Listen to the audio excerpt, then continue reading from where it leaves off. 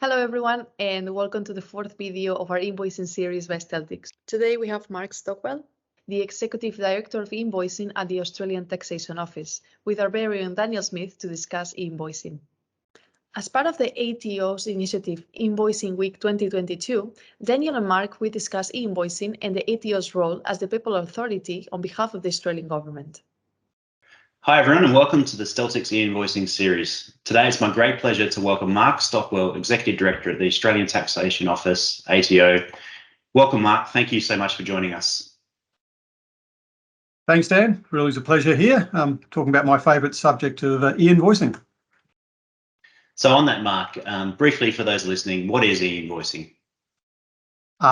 Good place to start, Dan. I hear a lot of people ask that exact question, and it's important we actually clarify what e-invoicing is, because there is confusion and preconceptions about what, from business, what is e-invoicing and what is it about. People often think about it in terms of electronic data interchange, or EDI, as people refer to it as. Emailing PDFs is a common thinking that people have, or even sometimes they use their software to create the PDF itself before they email it. So they're all things that people think of when you say that word e-invoicing. But for us, it's a little bit different. So we're not referring to when people use PDFs being transmitted via an email, or even when you're dealing with your EDI system. E-invoicing is the new standardised way to exchange invoice data between two parties, the buyer and the supplier's software, irrespective of which software they're using. And the interoperability is the key to that. And so you're differentiating between this open standard and those that might be using an EDI closed standard. We're talking about machine-to-machine data exchange. And there's no need for OCRing, manual intervention that you see in everyday traditional invoicing today. Thanks, Mark. Understood. That's a good intro. Can you tell us a little bit more detail about how it works? Sure. So what makes invoicing possible is an international framework. You might have heard the word PEPL, that's what it's colloquially called as, so the PEPL framework. And what this includes is the specifications, of course, for the software that standardises the data for the invoice. It provides a secure delivery network that operates. It also is supported by a collection of legal agreements. So everyone is bound by contracts as to provide certainty about how they participate in the network.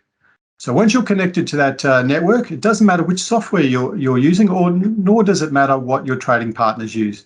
As long as you're both connected to the network, you'll be able to trade and see the benefits of e-invoicing. So Mark, can you help us understand what are the drivers for e-invoicing here in Australia? Well, for us, there were two main drivers in Australia. The first one was to create an open market, which enabled all businesses to take part in digital trading, and it removed some of the existing inefficiencies or barriers that they told us about. And this was particularly evident for small business. As you know, many businesses are doing it quite tough post-COVID, and so we're looking at ways that we could grow the digitisation of business, and e-invoicing was one of those real practical areas that we could see would make a difference for small business and help them transform and realise the benefits of digitisation. So large business, well, you know, they've been using things like EDI for probably 30 years, and so they're used to that digitisation, and they use a range of EDI standards to exchange their trading documents. Often these buyer-dominated networks impose their preferred standard to their suppliers, often being small business, or they use large trading service providers who have come to some degree domination of the market.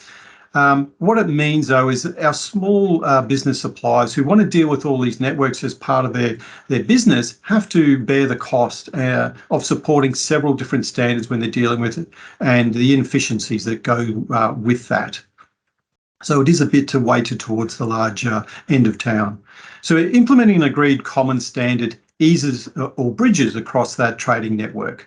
So an open e-invoicing network doesn't replace what those EDI solutions are, but they're complementary to that. And so what they provide is interoperability bridges, if you want to use that term, that use the same standards or communication protocols. So it's reducing the number of networks that a small business has to deal with and makes their life a lot less complex and more efficient.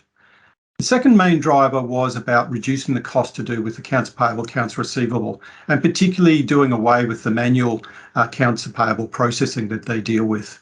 So invoices produced as paper or PDF are typically processed through a manual process. And this requires accounts payable teams or staff to manage that by hand. You know, you're talking about filing paper documents, manual data entry, matching line items, reconciling between the purchase order and the invoice, and it's a costly, labour-intensive task that has to be performed.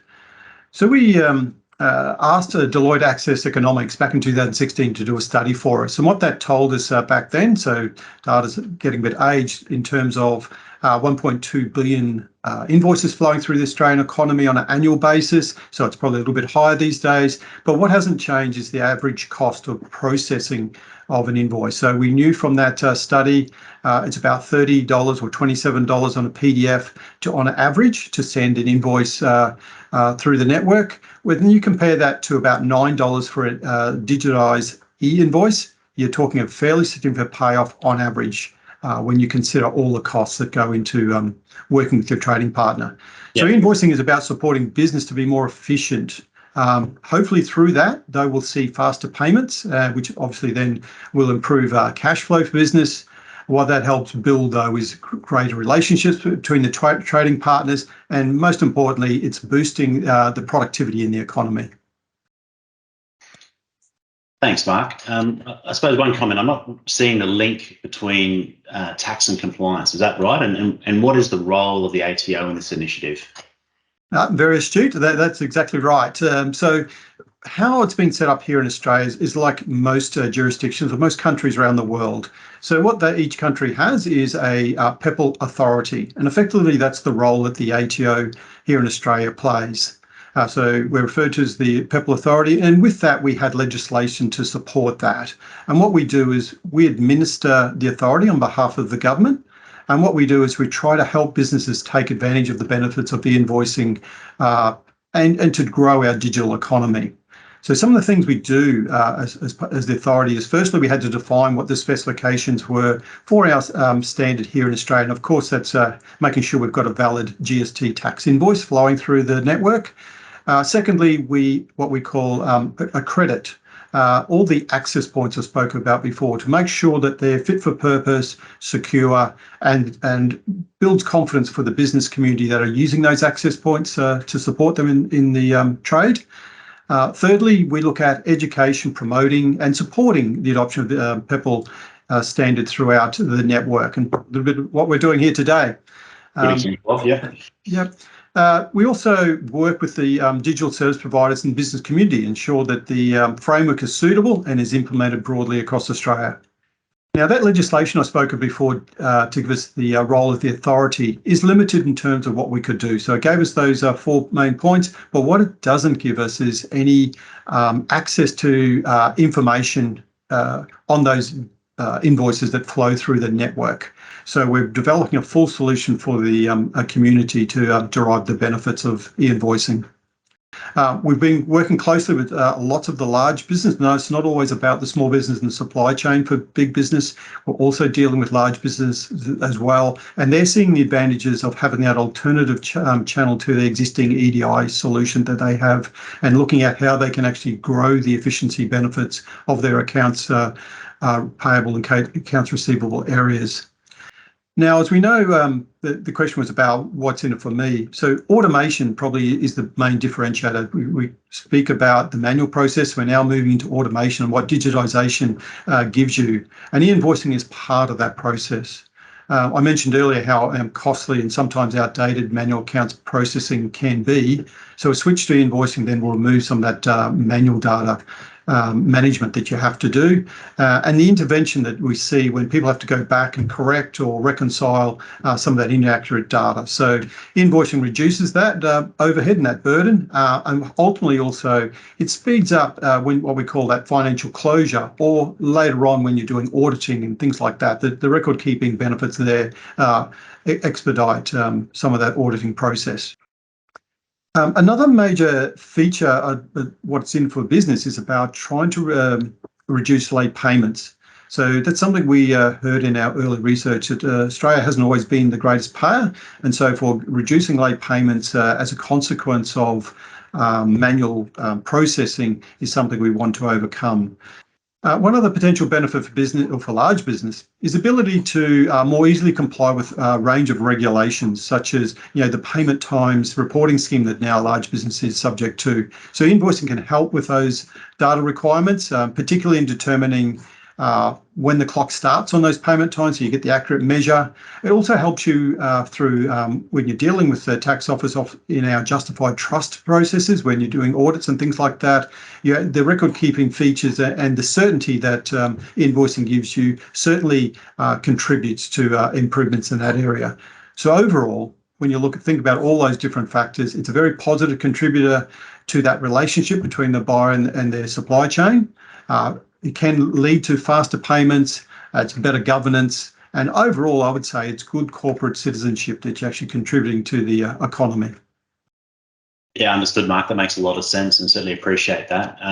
So moving on to a question which is very topical for our Steltix customers. We deal with a lot of organisations supplying services to government, but what are the benefits for organisations that are doing exactly that, supplying goods and services to government agencies?